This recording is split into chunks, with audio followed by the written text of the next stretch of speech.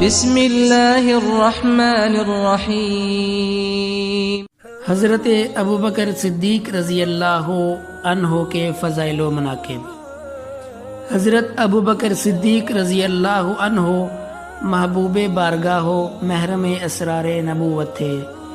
حضرت عائشہ رضی اللہ عنہ کا بیان ہے کہ مکہ میں جناب محمد الرسول اللہ صلی اللہ علیہ وسلم روزانہ صبح و شام ان کے گھر تشریف لے جاتے تھے۔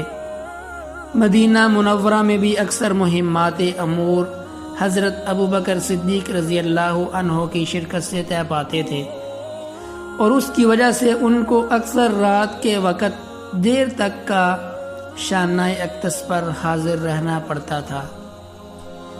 چنانچہ ایک دفعہ انہوں نے 3 اصحاب صفہ کو کھانے پر مدعو کیا، یعنی دعوت دی، لیکن وہ خود دیر تک بارگاہ نبوت سے واپس نہ آ سکے۔ جب رات زیادہ گزر گئی اور گھر آئے تو یہ معلوم ہوا کہ مہمانوں نے اب تک کھانا نہیں کھایا۔ اپنے صاحبزادے پر سخت برہم ہوئے۔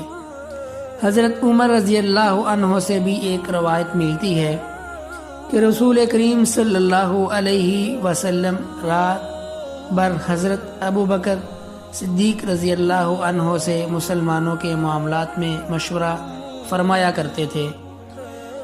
نیز ان کی رازداری اور خلوص پر اعتماد اس قدر تھا کہ پوشیدہ سے پوشیدہ بات بھی کہہ دیتے تھے۔ ہجرت کے واقعات پر غور کرو تو معلوم ہوگا کہ رازداری کے تمام کام صرف حضرت ابوبکر صدیق رضی اللہ عنہ اور ان کے اہل و عیال کے متعلق تھے۔ حضرت ابوبکر صدیق رضی اللہ عنہ کو ساتھ لے کر غار میں پوشیدہ ہونا، حضرت عبداللہ کا رات کے وقت آ کر مشرکین کے حالات سے باخبر کرنا، حضرت عامر بن فہیرہ رضی اللہ عنہ کا روزانہ بکریاں لانا، حضرت اسماء کا کھانا پہنچانا، غرض اس قسم کے تمام امور جن کا تعلق رازداری سے تھا وہ سب خاندان صدیقی کے سبرد تھے۔ حضرت سرور کائنات جناب محمد الرسول اللہ صلی اللہ علیہ وسلم کو اپنے اس دنیا کے اور آخرت کے رفیق حضرت سرور کائنات صلی اللہ علیہ وسلم کو اپنے اس رفیق جان نثار کے ساتھ جو مخصوص تعلق اور خلوص تھا، اس کا آپ صلی اللہ علیہ وسلم سے بارہا نہایت محبت امیز پیرایا میں اظہار فرمایا۔ چنانچہ وفات سے کچھ دنوں پہلے جو تقریر فرمائی اس میں ارشاد ہوا، ابوبکر رضی اللہ عنہ اپنی صحبت اور مال کے لحاظ سے میرا سب سے بڑا محسن ہے۔ اگر میں خدا کے سوا کسی کو اپنا دوست بنا سکتا تو ابوبکر کو بناتا، لیکن اسلامی اخوت و محبت افضل ہے۔ اس کے بعد حکم ہوا کہ ابوبکر رضی اللہ عنہ کے دروازہ کے سوا مسجد کے احاطہ میں جس قدر دروازے ہیں سب بند کر دیے جائیں گے۔ اسی طرح ایک دفعہ حضرت عمر بن عاص نے پوچھا کہ مردوں میں آپ صلی اللہ علیہ وسلم کو سب سے زیادہ محبوب کون ہے؟ تو ارشاد ہوا ابوبکر صدیق رضی اللہ عنہ۔ اس غیر معمولی تقرب و رسوخ کی بنا پر صحابہ کرام رضوان اللہ علیہم اجمعین جب نبی کریم صلی اللہ علیہ وسلم کو برہم دیکھتے تو انہی کی وساطت سے عفو و درگزر کی درخواست پیش کرتے تھے۔ ایک دفعہ حضرت علی رضی اللہ عنہ نے ابو جہل ابن ہشام کی لڑکی سے نکاح کرنا چاہا، چونکہ یہ سرور کائنات صلی اللہ علیہ وسلم کی مرضی کے خلاف تھا۔ اس لیے جب وہ بارگاہ نبوت میں حاضر ہوئے تو روئے انور پر برہمی کے آثار نمایاں تھے۔ یہ دیکھ کر حضرت علی رضی اللہ عنہ باہر چلے آئے اور حضرت ابوبکر صدیق رضی اللہ عنہ کو ساتھ لے کر پھر نبی صلی اللہ علیہ وسلم کی خدمت میں حاضر ہوئے۔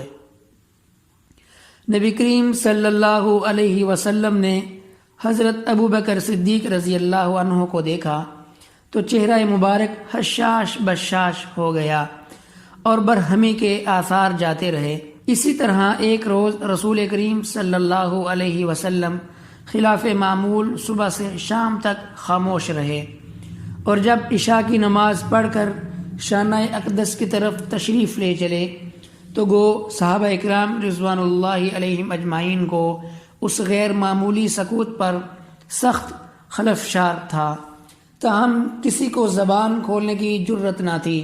بالآخر سب نے حضرت ابو بکر صدیق رضی اللہ عنہ کو آگے بڑھایا اور انہوں نے اس سکوت کی وجہ دریافت کی تو ارشاد ہوا کہ جو دنیا آخرت میں ہونے والا ہے وہ سب آج میرے سامنے پیش کیا گیا تھا۔ اس کے بعد بھی تفصیل قیامت کے واقعات بیان فرمائے۔ اصابت رائے اور معاملہ فہمی کا یہ حال تھا کہ انہوں نے جس معاملہ میں جو رائے دی وہ مقبول ہو کر رہی۔ رازداری کا یہ عالم تھا کہ معمولی سے معمولی راز کو بھی کبھی ظاہر ہونے نہ دیا۔ ایک دفعہ حضرت عمر رضی اللہ عنہ نے ان کو اپنی صاحبزادی کا پیغام دیا، سن کر خاموش رہے، اور جب کچھ دنوں کے بعد وہ حرم نبوی صلی اللہ علیہ وسلم میں داخل ہو گئی تو حضرت عمر رضی اللہ عنہ سے ملاقات کر کے کہا، شاید تم کو میری خاموشی ناگوار ہوئی ہوگی۔ بولے، کیوں نہیں؟ فرمایا، میں رسول کریم صلی اللہ علیہ وسلم کے ارادہ سے آگاہ تھا اور اس راز کو قبل از وقت ظاہر نہیں کر سکتا تھا۔ غرض انہی اوصاف نے حضرت ابو بکر صدیق رضی اللہ عنہ کو بارگاہ نبوت میں سب سے زیادہ معتمد علیہ اور بار رسوخ بنا دیا تھا۔ اللہ ہم سب کو حضرت ابو بکر صدیق رضی اللہ عنہ کے واقعات سے سبق حاصل کرنے کی توفیق عطا فرمائے۔ السلام علیکم ورحمۃ اللہ وبرکاتہ۔